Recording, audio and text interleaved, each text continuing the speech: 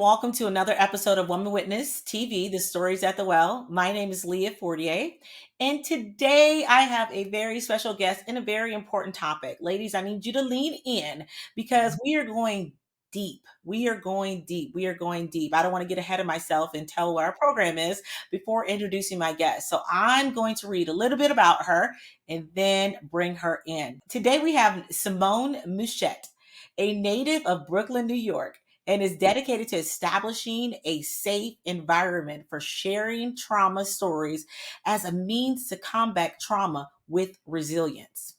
Overcoming her own childhood trauma, she founded a nonprofit, launched a podcast, and established a private practice, and pursued a career in modeling to advocate for sharing our trauma that can lead to healing. With a bachelor's degree in psychology and a master's in arts and teaching and a master's in social work as her underbelt. Simone is currently working towards a doctorate in social work at Tulane University.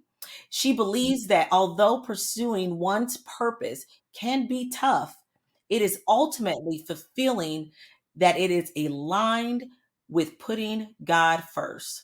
So, without further ado, we're going to take a deep dive into our own trauma, and we're going to be able to find some refuge and find a process of healing with none other than Simone Muschett. Simone, welcome to the well. Hey, girl.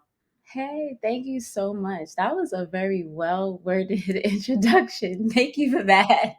Simone, I am always so pleased and grateful when God puts in front of me women who are well versed in their own niche, at whatever it is. And I commend you and I thank you for taking your own experiences and using it to help heal other women. So thank Thank you for that. you. Women, men, and children. Yes, thank you. Yes, that's what it's all about. Maybe we can talk about this later. One of the biggest things, the reason why I started Woman Witness podcast is because not just podcast, Woman Witness brand, my first book was based on the woman being a witness as to what she went through in her life. And because I think that women hold a huge part in our society, in our families, in any relationship, sometimes it starts with us. I'm grateful to have you on. Simone, I want to give you the floor. And I want you to, and I know I just read a little bit about you, and I know that's just a little. I need to know more about you. I know your background and why and how you came up with this ministry. Tell us about yourself. All right. I think you did a really good job summing it up. But I think that my journey began when I was a child. I experienced a sexual assault when I was about 6 years old. But at the time, I didn't know that's what it was. Yeah. So it was an internalized trauma I experienced. And my family, they didn't pay attention. They didn't notice. And I think at the age of 5 or 6, when something like that happens to you and you don't know how to speak on it, and no one notices that there's a change in your behavior or your attitude, it almost Yeah. feels like you're not important. That's the false narrative that I told myself growing up. And that led into, being insecure, seeking attention in different ways. And then it Mhm. came into a relationship. So like now my parents, they worked hard. They did the best that they could with what they had, to be honest. And in Yeah. that, they didn't have the time or the space to really just hang out with me, take me to the park, expose me to things that you see parents doing nowadays. They just didn't have that luxury. And Yeah. so me trying to fend for myself, I'm trying to get this unmet need of Mm, attention from mm, other places. And I'm going into relationship. And now because I'm in relationship for attention, the attention I'm getting is not positive. So I mm, was in a mm, toxic and abusive relationship for almost 10 years straight, mm, since age 16, and God like delivered me from that relationship mm, officially from like age 25. mm, So upon exiting that relationship, I decided to start telling my story with people about what I went through, because I started the trauma program, Resilient Young Minds, Mhm. after I started a nonprofit with somebody else that I was in relationship with, and it fell apart. But Mm, God used that relationship to show me that I was capable of having my own business and my own ministry. But I yeah. didn't believe in myself. So that's what I learned out of that circumstance. And it's Yeah. so funny, as I began working with young people, that's really the, the point that really said, you're going to do this. I was a teacher at a high school, and I taught reading to kids that were in 9th, 10th, and 11th grade that didn't know how to read still. Wow. And through that work, I noticed that there were kids that were wallflower kids. Oftentimes, kids are in class. If they're quiet and shy, teachers don't call on them to share if Yeah. they're not volunteering. That Yeah. wasn't my style as a teacher. If you in my class, you have to talk to me because I need to know that you're learning. And Correct. my students was really quiet. And I said, I Correct. need you to stay after class. I need to understand why you're not, focused. And Mm, I said, I noticed you're sad. And he started tearing up. And I'm like, what's going on? And he said, ever since my dad died 2 years ago, I don't feel like school is important. And mm, here he is in a class that people think he's not capable of performing, but that had nothing to do with it. There was something emotional, there was a trauma that he yeah. was dealing with, and no one around him was able to help him. So from that, I was like, oh, okay. Then I Perfect. had another young lady that was on my step team. I was a step coach. And she came in during a prep period, and I'm like, I'm writing this paper because I was doing my master's at this point, and I'm like trying to get my paper. And she's like, yes, do you have time to speak? And I'm like, sure. What's up? What's going on? And she was having feelings of doubt and whether she Mm. could participate in these clubs, and her mom, wasn't very supportive. At Yeah. the end of the school year, not even right after, at the end of the school year, I had a girls group. She was a part of it. And I do this activity even at my camps where it's called Fill a Bucket. And we make a circle, and each Mm. person goes in the middle of the circle, and everyone on the outer circle fills that person's bucket. They say something that they love or they appreciate about the person in the middle. And all the person in the middle can do is be quiet and receive. And so at the end, they're like, oh, you got to go in the middle. We can't leave you out. And I go in the middle. And it was the most transformative thing for me at that moment because I recognized my value as well. She said that day, she was like, thank you for talking to me that day because I wanted to take my life. And if that conversation motivated me to keep going. And I just was like, tears. And she was my Simone. first two students that were in my Resilient Young Minds program. I'm like, okay, I'm going to have a camp. I'm going to take these kids out the environment, and we're going to talk about these things that their parents were afraid to discuss with them and process with them. It's like, I need to teach kids how to be resilient because we're not doing that. We're so lost in our trauma as adults because we didn't get those tools, and we're passing those poor behaviors and habits down to our kids, and we're silencing them the way we were silenced. And Amen. hearing my story, they felt comfortable to share their stories, and Mm. it spiraled out for there. And here we are 7 years later. Not only do I work with kids, but I also work with their families, because That's good. when they would come home from camp, they would try Go. to learn these skills, and their parents was like, oh no, you sassy, or you're trying to. Yeah. Yeah. And then they would call me, and I used to go into homes and do family sessions and work this out with the family. Like, no, no, no, no, no. This is what's happening. This is what I need from you. And the parents found that so valuable. The mentors that participated found it valuable, that they were like, you need to do something like this for adults. And that started the adult camp.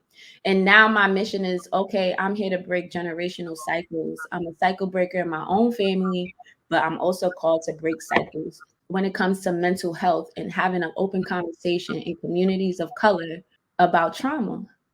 So that's where I'm at. So every space I go into now, I do it, but also it's a journey of learning myself, because Yeah. there's so many little traumatic moments I had that I suppress that come up the more I work with people. So when people say, how you get into modeling, how you get into this, Yeah. these were all interests that I had as a child that I suppressed. I always loved to sing. I always loved to dance. I always loved this. When I processed, I was like, I used to like Tyra Banks all the time. Yeah. The the environment I was in, it was like, oh, you can't sing, you can't dance, like you need to just go to school. You can't do this. So I never poured into that space. But then when I experienced a trauma as an adult, the last 2 years in my workplace, it became very toxic and unhealthy. I lost a lot of weight and I started not feeling good about myself. So I decided, like, you know what? I have to pull myself out. You're a leader, kids are looking up to you. Let's Mm, do a shoot. Everybody's doing these professional shoots. Let me yes. do a professional photo shoot, with my new body and, clothes that fit. My dad was like, these pictures look really great. You should like send them to a modeling agency. And I was just like, why? That has like absolutely nothing to do with me. But I said, you know what? Why not? Let's try. And I got accepted. And it just kept going on from there. And when I tell you that the stereotypes that people say about that industry, it's like really and truly you attract who you are. I have not had a negative experience to date. It has filled me so much. And in that, I have met so many women that have been broken or had trauma and that I've had amazing conversations with, that I've been able to pray for, like to pray for a group before we go across the runway. It's like there's a space for the kingdom minded Christian in the secular world to do ministry. And I think we miss those moments because we focus on how they could poison us. But it's like, no, but we could inspire or deliver them. And that's where the focus needs to be. So podcast, all the content that I do is all things that I do for fun. And it's just like, okay, this could be another space for people to share their trauma story and hopefully inspire the next person. Oh my gosh, Simone! I don't even know where to go. You just, oh my gosh, you said so many great things, and I want to highlight a lot of them. But I want to just say one. I loved how you were able to turn your trauma into a purpose, and recognizing the repetitive cycle, which I want to talk to you about that in a little bit more detail, and stopping it.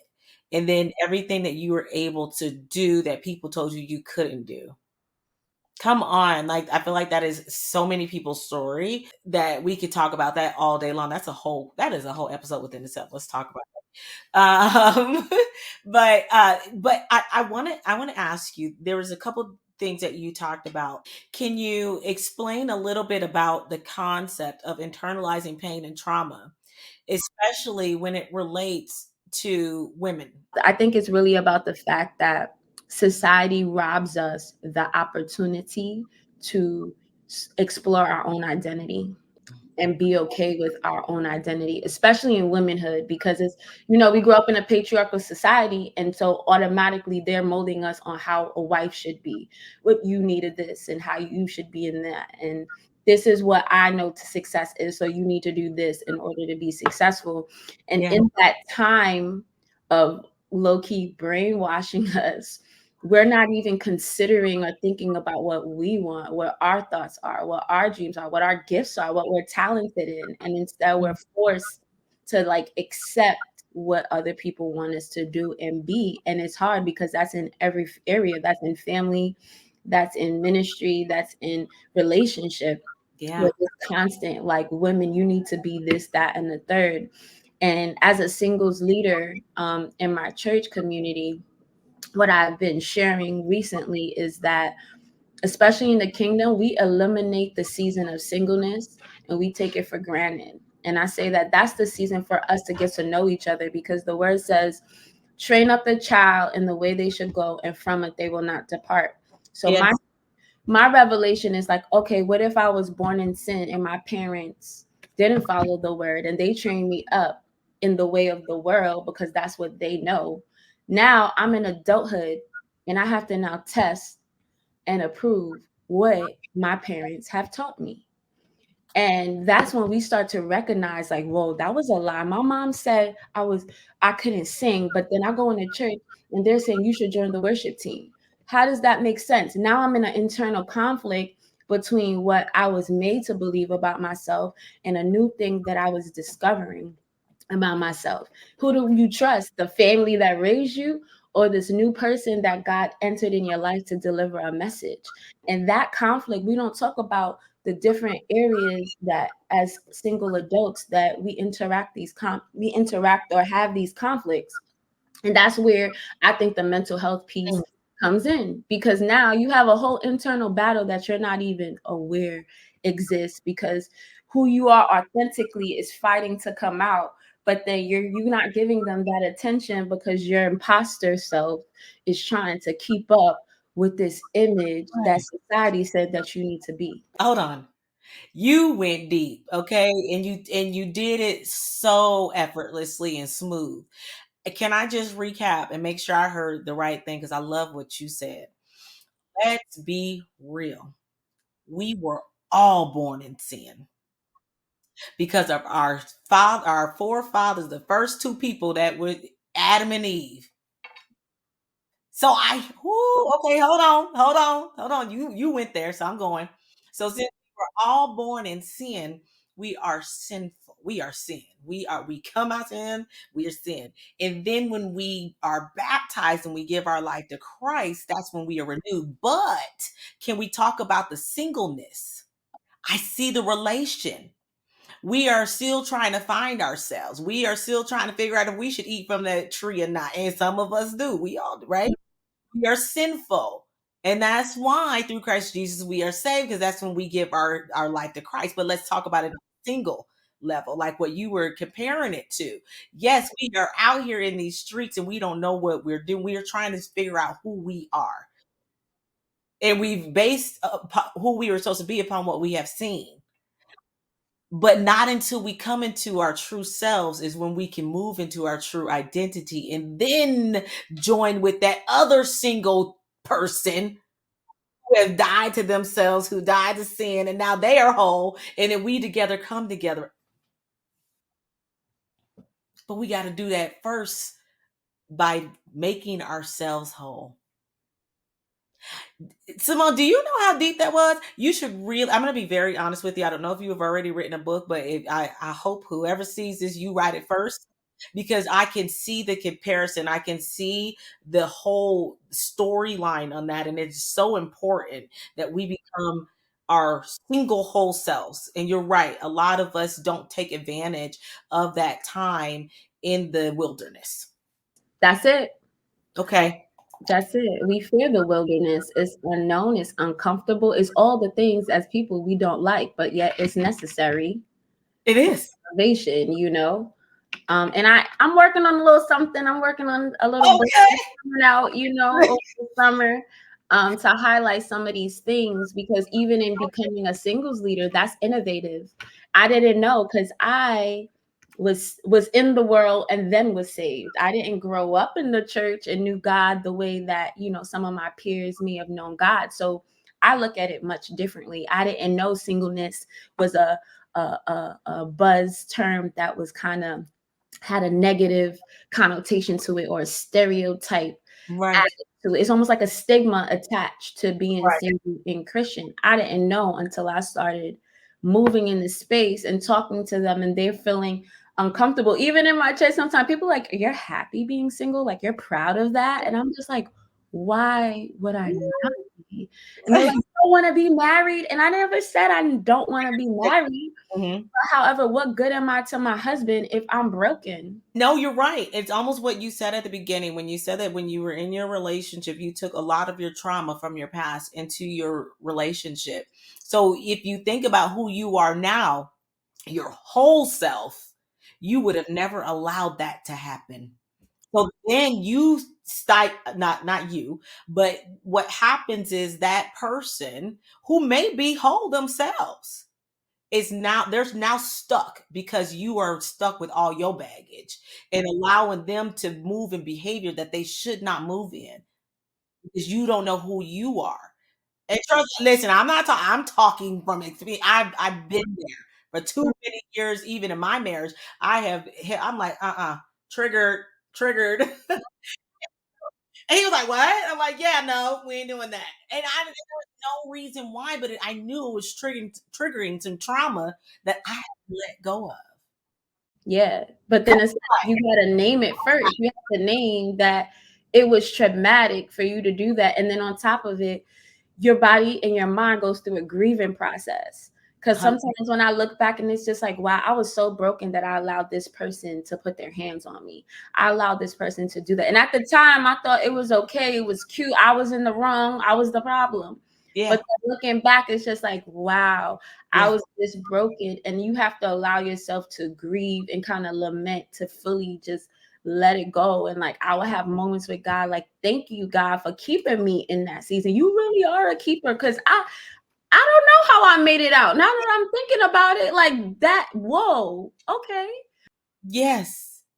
Yes. Like how did I sit in this for so long? And you goodness gracious, you started this and I haven't even got to my third question.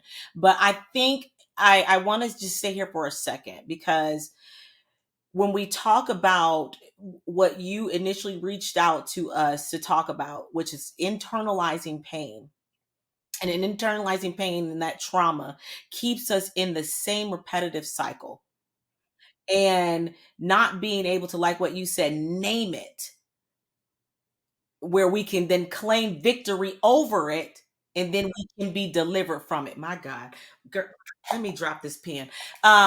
Because you said it. And I love how you put it in relation to the singleness in the wilderness, finding truly who you are and being able to stop that cycle. And I love what you just said. I'll say this and I'll give it back to you. You said you don't know how God allowed you to stay in that situation for so long. I believe that God had to show you during that walk because something had to happen. And if you don't mind, since we're talking about it, what was that final moment that you said, I'm done? I'm out of here. If I'm being honest, it's Yes. gonna sound wild crazy. Yes. The pandemic saved my life. While it was taking others, it saved my life because what happened was I was going through a year-long breakup situation. This person stalked me. This person like did all types of things to kind of manipulate me to stay. And at that time, I had just started going to a church home. And in that, in learning the word, just as a guest, I started realizing that I can apply this to my life. At the time, I was more so applying it to my nonprofit, but not realizing it was working towards my personal life at the same time.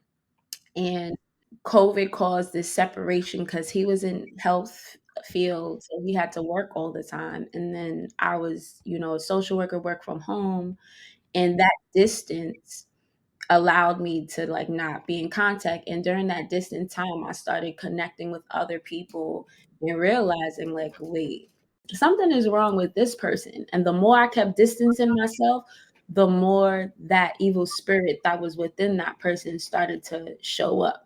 But they're showing up while I'm feeding my mind and I have a more clearer perspective of how to discern and Mm, recognize the behavior, because that's what it was. The besides the person was who they were this whole time, but I yeah, wasn't able to discern that behavior. And when you grow up in a home that's also toxic in many ways, and the behavior is familiar to you, you yeah. can't recognize that it's damaging. Yes, because it looks normal. Like this has happened. And you know what? Can I say this? I said this before. I said this many times. I don't know what it is. And I'm pretty sure if I was to sit down with someone who probably really knows and understands and you could probably speak to this, knows our history as people, right? As a people, what was it that we would sit into in a situation that just wasn't right? You hear old people used to say, oh girl, just stay with her, be a good man, or stay with her, she a good woman. Why do we do that when it's hurting us? At what point do we say, yeah, that hurts, that ain't cool? I think that comes from self-love. I sat in on a sermon. My pastor did a sermon during the pandemic, and he like went through Corinthians 13 and really broke down what love is and that it's an action. So it's a choice that you make every time. Mm, And then comparing, like fully understanding mm, the love of God, like how much he loves us, And then there was a pastor that said this comment that really hit me. He did a sermon on commandments. Maybe people have heard it. Therapy Thursdays by Jerry Flowers. He does this, and I like that. I like ministers that marry the word with mental health, because Yeah. that's where I am. Yeah. He talked about there's a commandment, that says, "Love thyself as thy neighbor." Yes. Or Yes. love thy neighbor as thyself. That's Yes. it.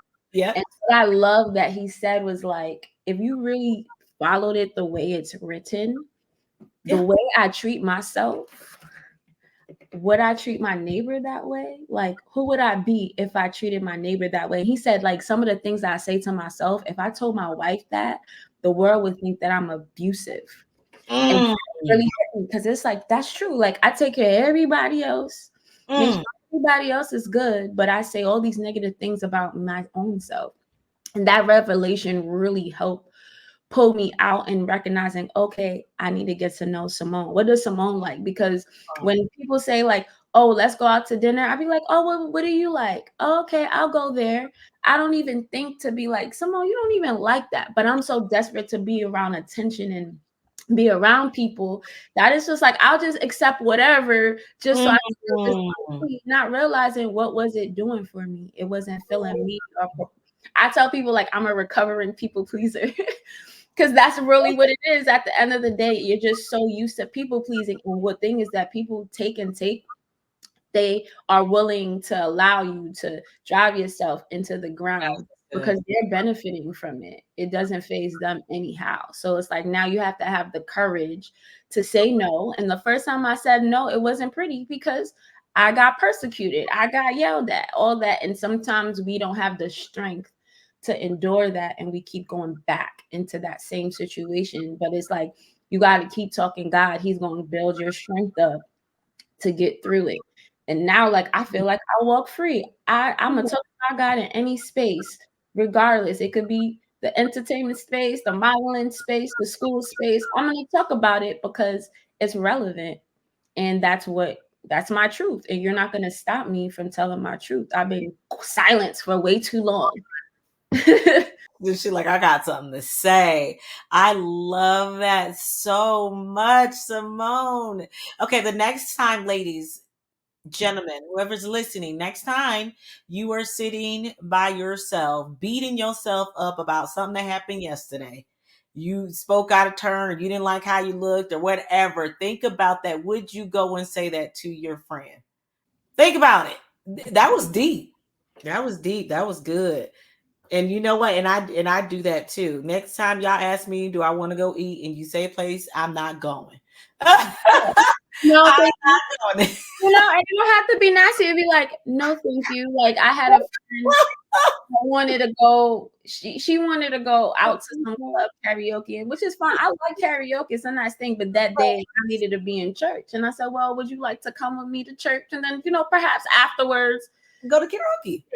she was just like, "Oh no, you could just let me know when you're finished." At that point, I recognized like this is not someone that is my friend. I didn't Ooh. even tell her that part, but I changed my behavior and my posture around her because what was happening was what God was showing me. I always go to your things and I Yeah. always show up. But do you come to things that I'm interested? I'm very heavy in Yeah. my relationship with Christ. So Yeah. if you can't hang out with me in this space, but you always expect me to come out of my space to hang out with you, then no, where this is not a, No. a reciprocal Right. relationship. Right.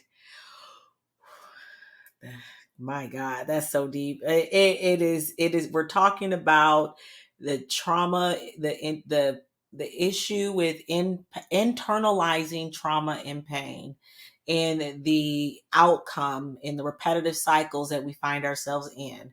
And Simone, you're giving us that. I want to just jump real quick because I know we're coming down on time, but I really wanted to talk to you about. I love how you started your youth, and I'm so big on youth. And I do believe that it starts with our youth, and then in turn, we can impact the family.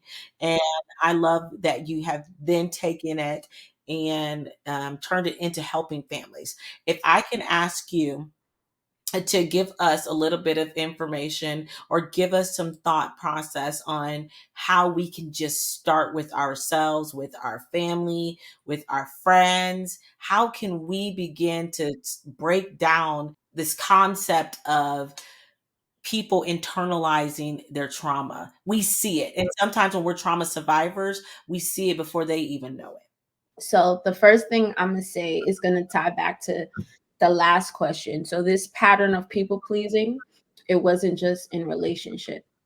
So at my job, in terms of the internalization aspect of it, I got that revelation when I got into this job. It was my dream job. I went to school. It was like I didn't think of anything past this point. It's like, this is the title that I have. I Yeah. always wanted this title. You know, God put me in this space. Great.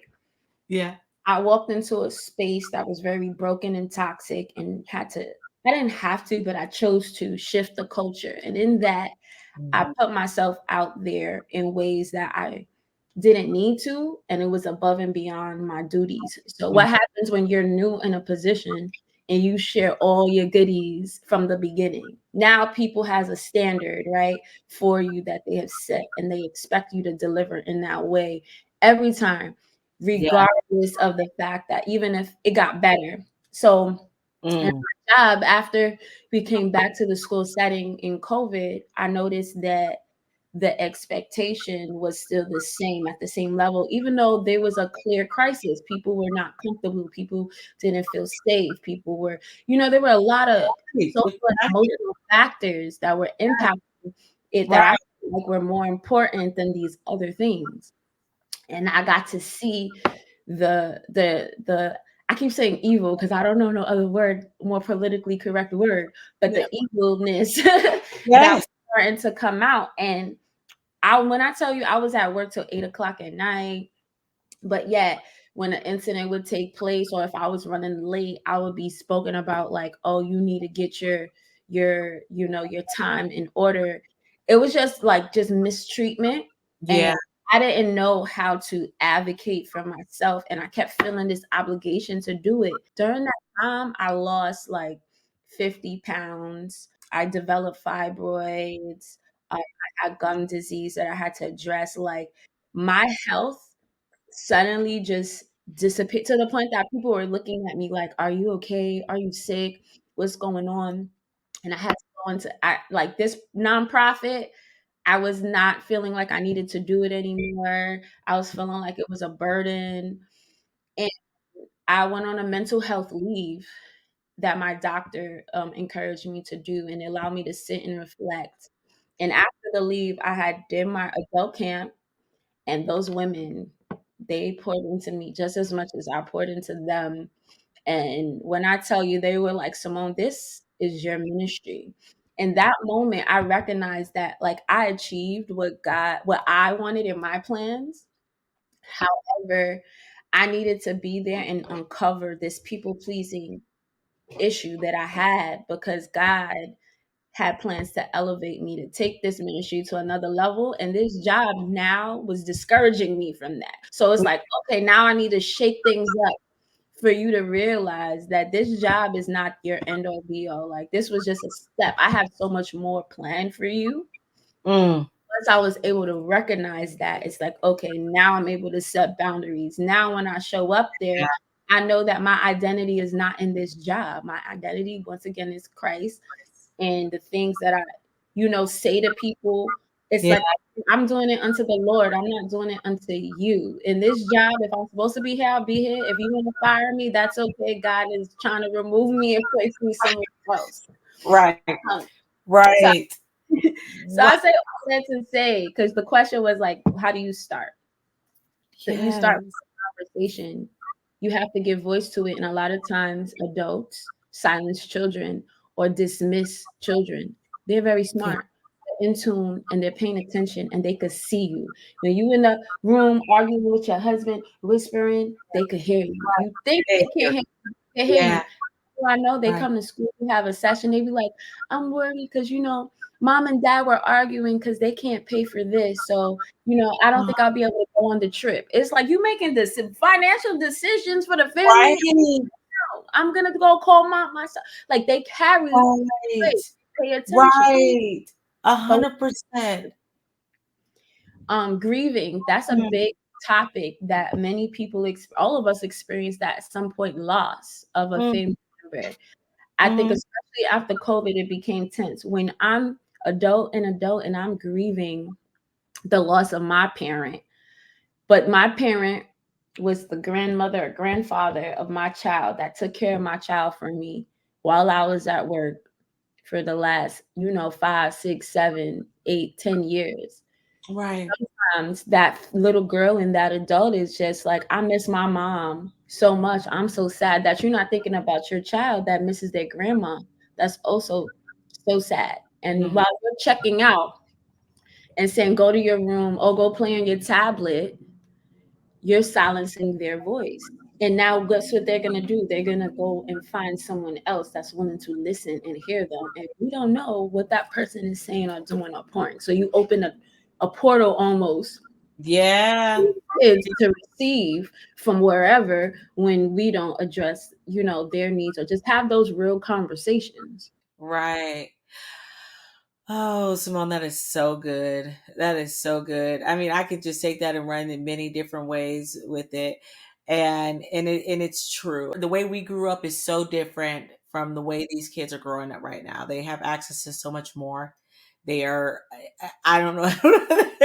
They're a lot more wittier. I think we have a lot of you and I, the way we grew up, we have a lot of wisdom. These kids are smart.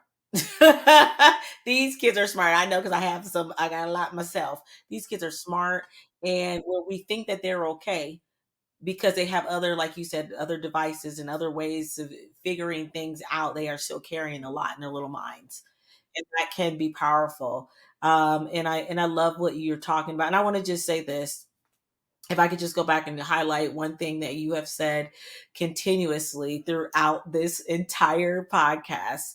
And I think if a lot of us were to really lean in and take ownership and take part of some of the things that you spoke about today, Simone, that people pleasing, um now you got me want to say spirit, that's that people pleasing spirit, that is so real, and it's also crippling because we lean on people that feed our little person trauma, our little girl, our little boy trauma, those things that we need, that we hold on to and we don't want to let go.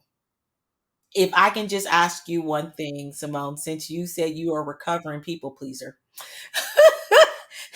for some of our listeners who are listening, who still may need just a little push on letting go, give them some advice on the best way to take that first step to letting go of that people pleasing spirit. Time to come out. I think the first step is to forgive yourself. Forgive yourself for every time that you chose other people over you. That's like the first thing, right? And then I think the next step is to take baby steps. Each day, like I make a commitment of doing one thing that I authentically want to do. So if I wake up and initially I plan to wake up at 4 a.m. to do some work before I get to work, but then I'll wake up at 6. I forgive myself for that. And then I just be like, you know what, God, I might have needed the extra 2 hours of rest today because you're trying to prepare me for what it is. And I think constantly praying and talking to God, like, God, what do you want me to do today? So that way, when you walk and you move and you get a thought, I don't want to do this, or, oh, I want to try this, that you don't move in fear or allow fear to stop you from actually taking that step. Even coming on this podcast, like I went through a lot of thoughts coming of what it like of coming on. I'm like, oh my God, this is a great platform. Will I be able to stand? The anxiety was coming, but then this morning, God delivered me from something. I feel like I should share it now. Yes. Good news, because that same toxic relationship I was in, one of the issues was that I endured financial abuse. A lot of times we hear women as gold diggers or men complain about that, but we don't talk about the other side. When you are an ambitious woman, you deal with men as well that are not always at the level that you're at, Mm, take advantage of you in that relationship. Because I got into it at such a young age, I mm, recognized that this person was clung to me because I was literally taking care of him. Long story short, had a debt. I co-signed a car. mm-hmm, He didn't pay it, and it was a debt that was like impacting my life in different ways. I got mm, a home with my mom not last year, like mm, the end of 2022, and I learned that, you know, you can't close on a home if there's delinquency on your credit. yeah. And so there was a delinquency. I reached out, he didn't respond. And so I had to make a decision. I had to like cover this put out this extra money to cover it. And I was like, you know what? I was so mad at that time.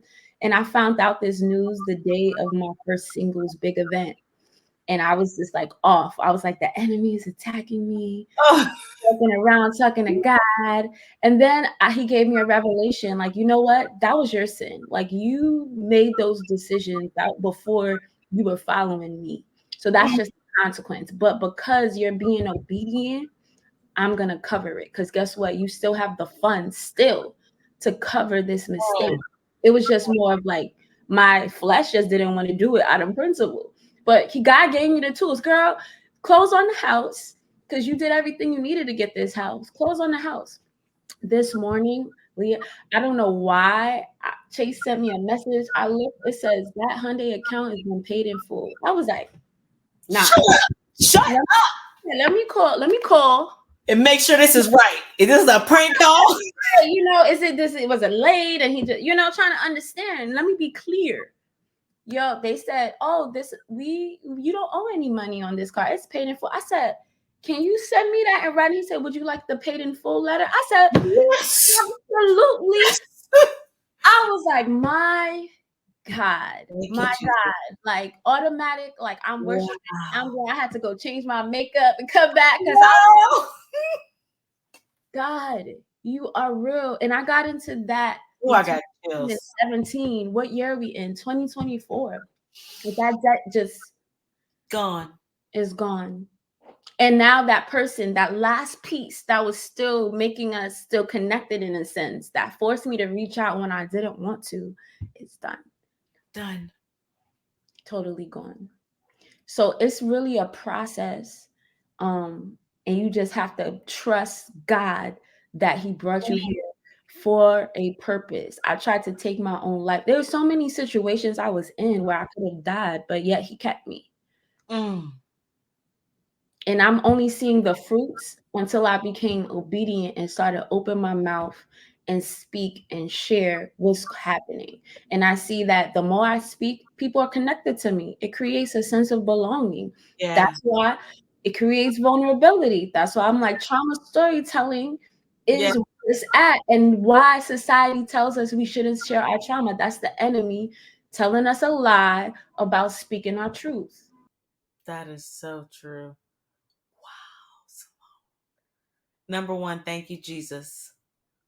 Won't He do it? Oh my gosh. There's so can I just highlight this real quick that you said?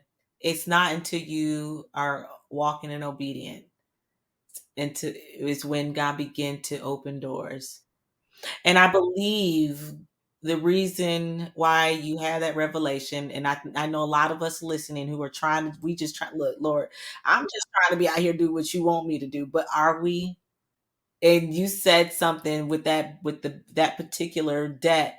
You didn't want to pay it, but you had to look at it and say, you know what, God gave you the meat. He wants to know that I can use you as a vessel. I can give move money through you, move people through you. But I need you to trust me and move in obedience, being a witness. Hey, girl, you said that was so deep and so powerful. You know, that's what one thing that I feel like none of us want to hear because I think I'm traumatized from that as a child. No, I am being obedient. No, you not. No, you really not. You know, like my kids tell me all the time, Mom, I did do that. No, you did not. Okay. to go do it, because if you do it, I got something else for you. But because I can't even get you to do that, I'm not giving it to you. You gotta pass this test first before you could even know what to do with this next piece. You think it's cool, but it's not. Like my friends, people will be like, "Oh, I want a car." I said, "You know how much stress I sacrificed my car to get a house." And people think like, "Oh, well, you got the house. Are you gonna get a car?" I said, "No, I got so much peace back. You know what comes with it? It's not just the payment and the insurance. It's the tickets. It's the tolls. It's the gas. It's all these other things that come with it. But we don't see that until we, get the thing. But all we see is the shininess, the convenience, and all of that stuff. And we don't see what comes after. And we don't realize, yo, God, this manna season, God is preparing you so that you can receive that blessing and that promise appropriately. He's not going to give you the promise if you are not prepared to receive it.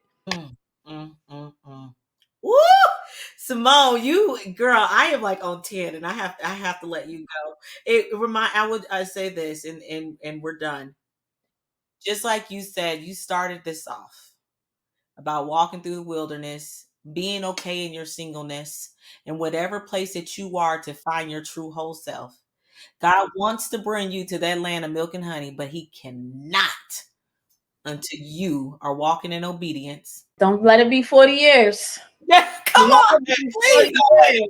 Because you're gonna keep walking around and around and around until you realize you get it, until you get it right.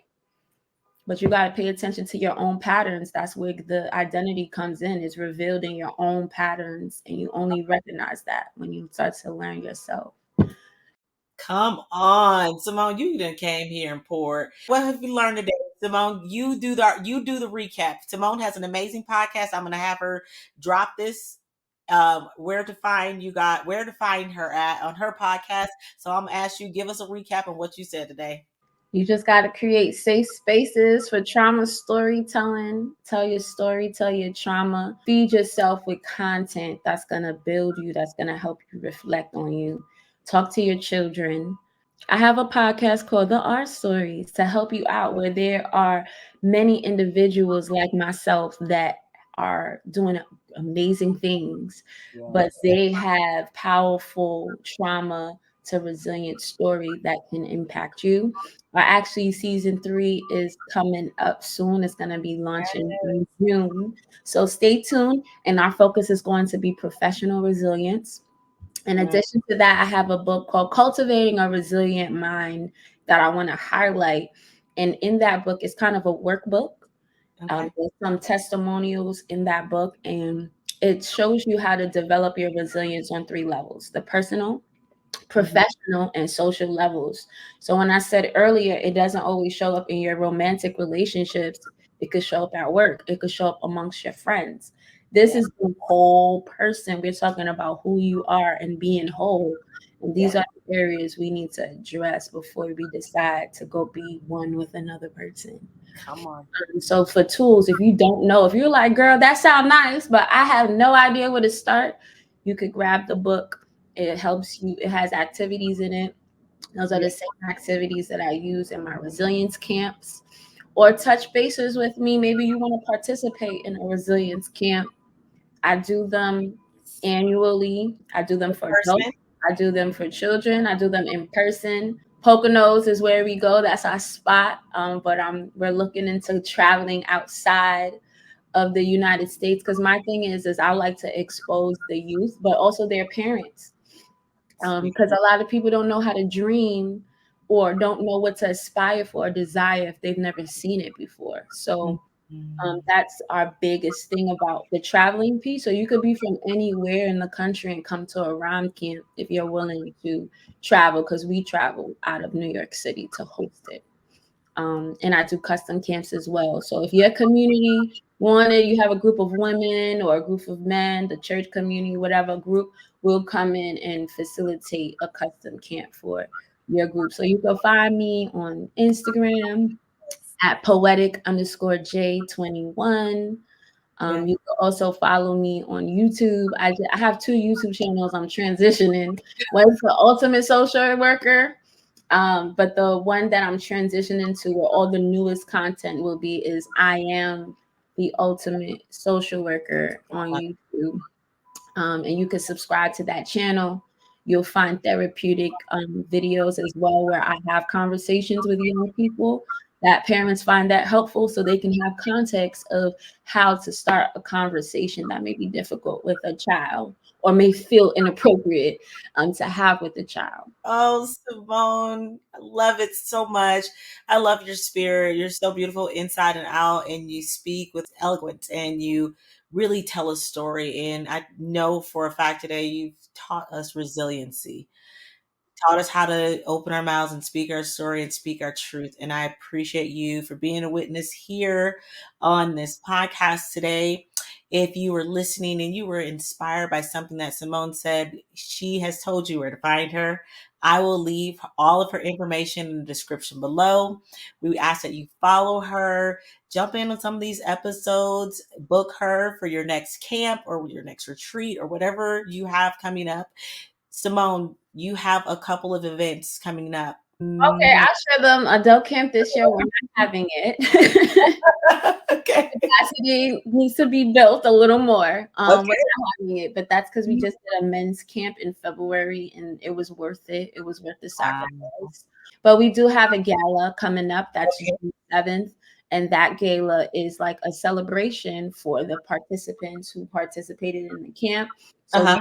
we give them awards to recognize those who demonstrated resiliency on those three levels: personal, professional, social level.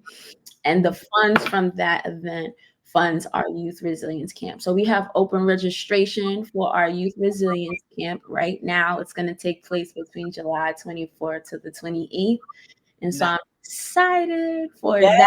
Yes. But the next huge event that I do hope, people reach out and want to participate is our annual suicide awareness walk that's happening in September. And it's not just a walk, it's a festival. It's a wellness festival where I invite different vendors in different areas of wellness, because my goal with that is not just to talk about suicide as an issue, but to provide solutions and to help the participants see different ways that they can cope and get positive help if they're feeling that way, but in an experiential manner. So Yeah. last year we had hand massages, we had yoga sessions, step sessions. And so before we walk, the community is engaged in different wellness activities. Love it. And we come back and they speak. It's called Speak Up and Speak Out, and they share their testimonies, whether it's in poetry, whether it's in song, whether it's just talking of like what led them to come to this walk. And sometimes it's I lost someone, sometimes it's I thought about it, sometimes it's I came back from this situation, Mhm. sometimes like a Yeah. family, friends. It just always blows my mind the different reasons that people are connected to this type of Right. suicide. Right. And that's really the big of it. So I try to promote that to get as many I love people it. out for that experience. I love it. I love your drive. I love what you're doing in the community, Simone. Ladies and gentlemen, if you are in the area, you can participate in any of these events coming up. If you can, if you just want to sew into the ministry or partner with Simone, I'm sure all that information is on her website. So check it out. If I'm in the New York area, girl, I'm all for it. I'm telling you now, if I can be there. But right. But thank you so much, Simone, for being a guest on the Woman Witness podcast. If you are inspired, again, we ask that you share, you like, you follow. And perhaps, just maybe perhaps, you were chosen for such a time as this, right? To tell your story, your truth. Until next time, bye bye.